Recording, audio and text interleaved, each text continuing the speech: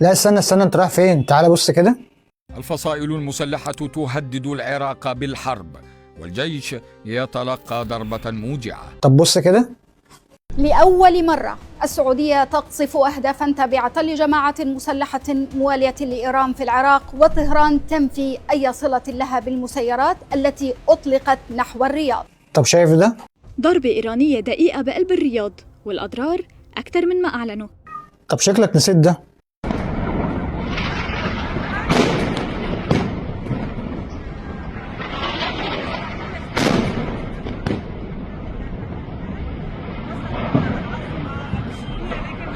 طب فاكر دول؟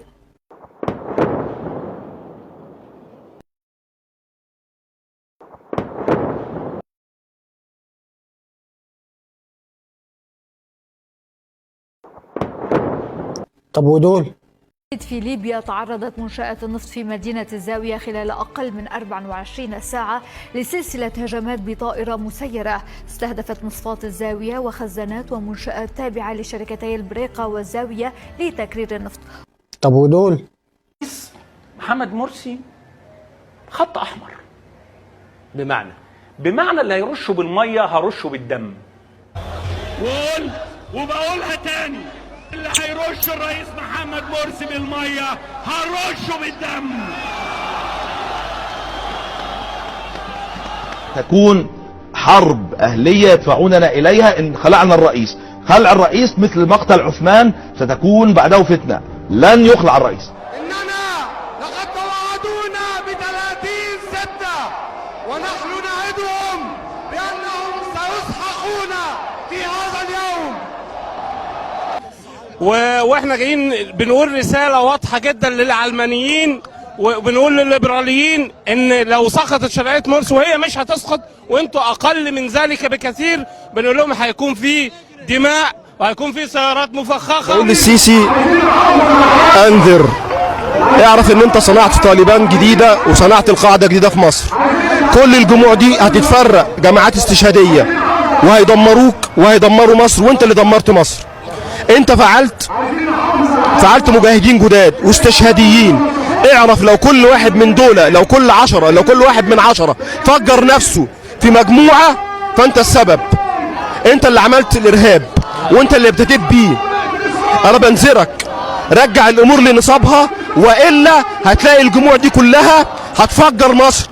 انت اللي بتعمل حرب اهلية. شهادة وفاة كل واحد عارض الرئيس مرسي وعارض شرعية الصندوق. طب بص على مينا دمياط كده. مسيرة تضرب ميناء دمياط ومصر تكشف أول خيط في التحقيقات. في تطور جديد، الحكومة المصرية أعلنت أن التحقيقات الأولية كشفت أن الحريق اللي اندلع في سفينتين داخل ميناء دمياط مساء الأربعاء سببه طائرة مسيرة، ولحد دلوقتي مفيش أي جهة أعلنت مسؤوليتها عن الحادث. طب شوف قبليها سينا كانت عاملة ازاي. واصلت قوات إنفاذ القانون إحكام قبضتها الأمنية بمناطق مكافحة النشاط الإرهابي بشمال ووسط سيناء، حيث تمكنت القوات مدعومة بعناصر الصاعقة ووحدات من الشرطة المدنية من تدمير منطقة إيواء خاصة بالعناصر التكفيرية والقضاء على 14 من العناصر الإرهابية المسلحة خلال سلسلة من المداهمات. طب بص النهارده وزير الري الأثيوبي بيقول ايه؟ الآن تغير الوضع، وقمنا ببناء سد النهضة، وقمنا بتعزيز أمننا الغذائي وتوسيع إنتاج الكهرباء وخلق تكامل إقليمي من خلال الربط الكهربائي العابر للحدود. ويجب علينا بناء سدود إضافية لتعزيز الاستخدام العادل لمياه النيل وتقوية دورنا الريادي، وتدفق المياه لدول المصب سيكون تحت سيطرتنا. طب بص الصين عملت ايه؟ الصين تفتتح طريق الحرير الجليدي عبر القطب الشمالي. الصين ستبدأ هذا الأسبوع بتسيير رحلات منتظمة من موانئها إلى أوروبا وتحديدا بريطانيا عبر القطب الشمالي، وهذا بديل عن المسارات التقليدية التي كانت تمر عبر قناة السويس أو حتى رأس الرجاء الصالح. يا ابني افهم وركز، وانت كمان تعالي واسمعي الكلمتين دول. الهدف ان هو يوقع بلدك رغم كل اللي بيحصل. اصل انت البلد الوحيدة اللي بتقول لا، بيجرك بكل الطرق اللي انت تخش حرب، لدرجة اللي هو ضرب لك المينا وكله طلع قال لك مش احنا. كله طلع قدم شروط الولاء والطاعة قال لك لا مش احنا، ما نعملش كده. وايران رمتها على اسرائيل، واسرائيل رمتها على حزب الله، وحزب الله رماها على الحوثيين، وكله طلع قال لك احنا مالناش دعوه. حاول يخليك توقع بلدك وما عرفش، حاول يخليك تعمل حرب اهليه وما عرفش، حاربك بالارهاب وما عرفش، جاي يفرض شروطه عليك ويقول لك دخل لي الاجانب واقفل المعبر واعمل، ما عرفش. حب يعدي من قناه السويس ببلاش، ما عرفش. بقاله 16 سنه بيهددك بالميه ومش عارف يعمل حاجه، وكلنا عارفين ان السد ده في شنكه واونطه وبويس. وكل ما يقول لك انا هقطع عنك الميه تتفاجئ ان انت بتعمل مشاريع توسعيه في الميه، رغم ان على كلامك انت عندك فقر مائي. وفي الاخر ضرب لك سفينتين عشان يجرك للحرب، وانت قلت انا هحقق، وكله طلع قال لك مش احنا.